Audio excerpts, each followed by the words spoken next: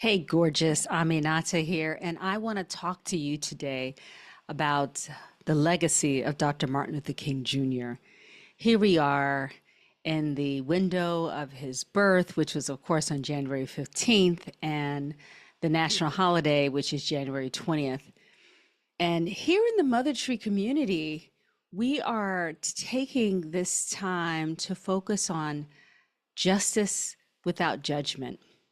Now, this is a phrase that was first introduced to me by Gary Zukav, but of course, he's not the first person to come up with it or to even think about how can we have justice without exercising or using judgment in a way that dehumanizes ourselves and the parties to whom we're applying our judgment to. So let's jump into it.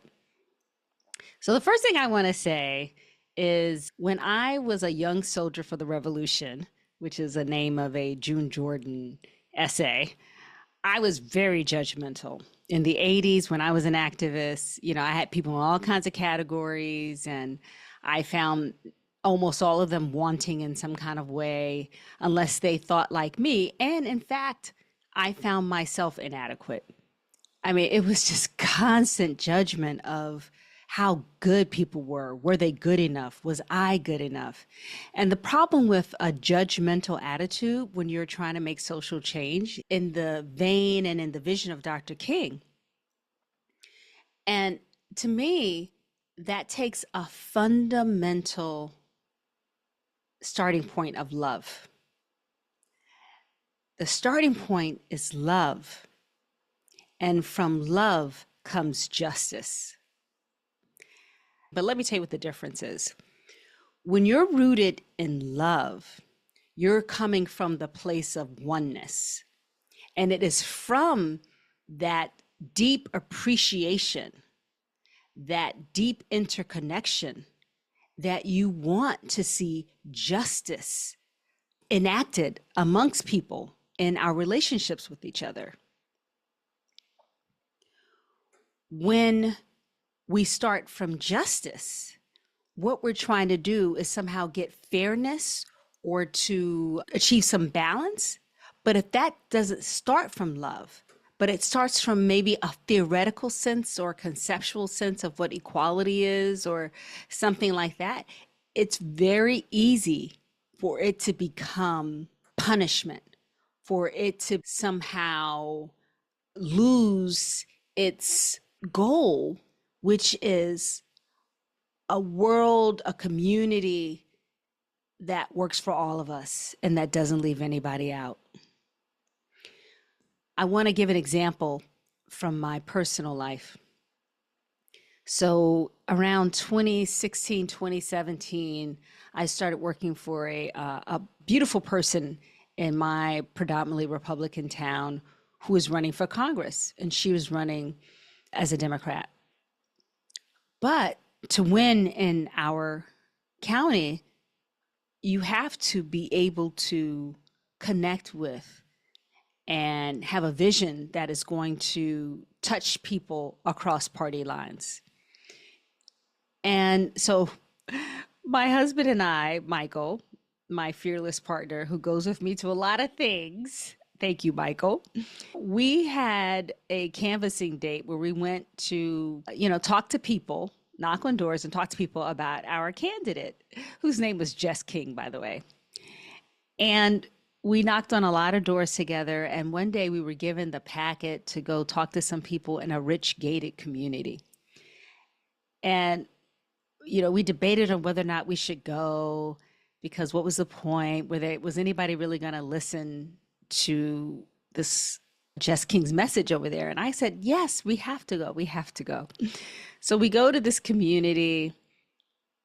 We're knocking on a lot of doors, but getting no answers. No human beings are coming out to talk to us. And then we see this woman in a driveway and she calls out to us. So I say, Michael, let's go across the street. She wants to talk to us. So we go across the street to talk to this woman who, it turns out, has called us over to berate us for canvassing, to charge us with soliciting and being illegal, and ultimately decides to call the police on us. This is a white woman. I felt so shocked and hurt and humiliated that this woman thought she had the right to call the police on me for my constitutional, you know, activity. And I also felt vulnerable because we know that, historically, when white women have called police on Black people, bad things can happen. So ultimately, she took our picture. We took her picture. I made sure that we were smiling in the picture she took of us. And, the picture we took of her, because we were like, I was like, I am not going to be intimidated by you. So we took a picture of her back. Anyway, the bottom line is that we left. I had a lot of terrible feelings inside of my body: fear, anger, frustration. I questioned myself. Should I have left? Kind of like, what would Dr. King have done? Would he stood his ground and gotten arrested? What about the freedom riders? Those kinds of questions were going on inside of me. But we left, we got home, and soon after, the police arrived. She had sent the police literally to our homes to find us. I was so shocked and appalled that I went on that evil place known as Facebook and I vented, and I shared what might have been her name. I wasn't quite sure, but based on, having my little canvas sheet, I figured out who she was. And and I called it Canvassing While Black. Well, that post took off. It got picked up by so many individuals, some of whom I knew and who were really being supportive of me. But it also got picked up by people who were just spewing hate, who were just so angry and who wanted destruction to happen to this person. And I got so scared. I was like, oh my God, please, please do not let anything happen to this woman because of what I said. Please do not let my judgment translate into violence. Ultimately, that did not happen. It blew over. The media found somebody else to talk about. But in that moment, I got a taste of what judgment is.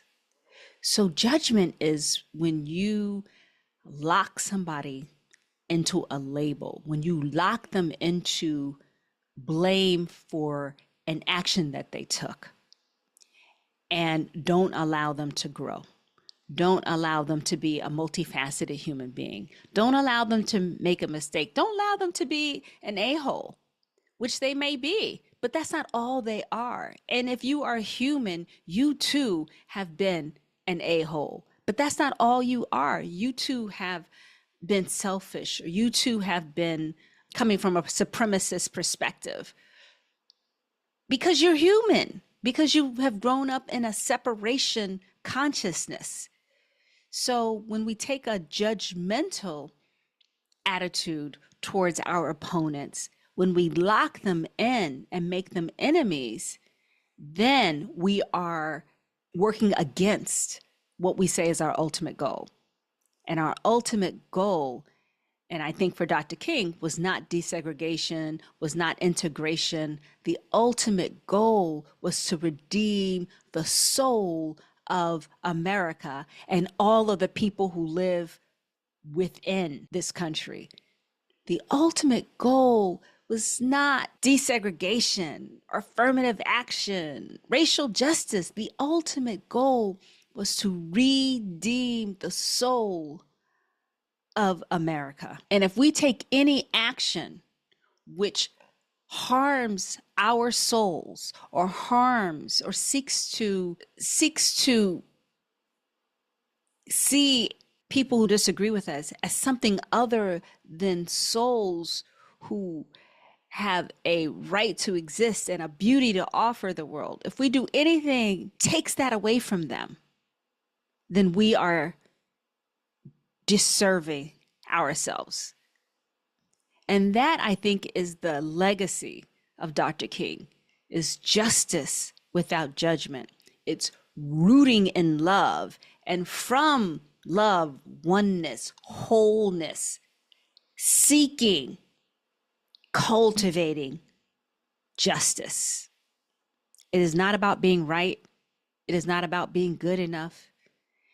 It is not about somehow earning the love of God or of other human beings. It is about allowing for the fullest expression of our souls.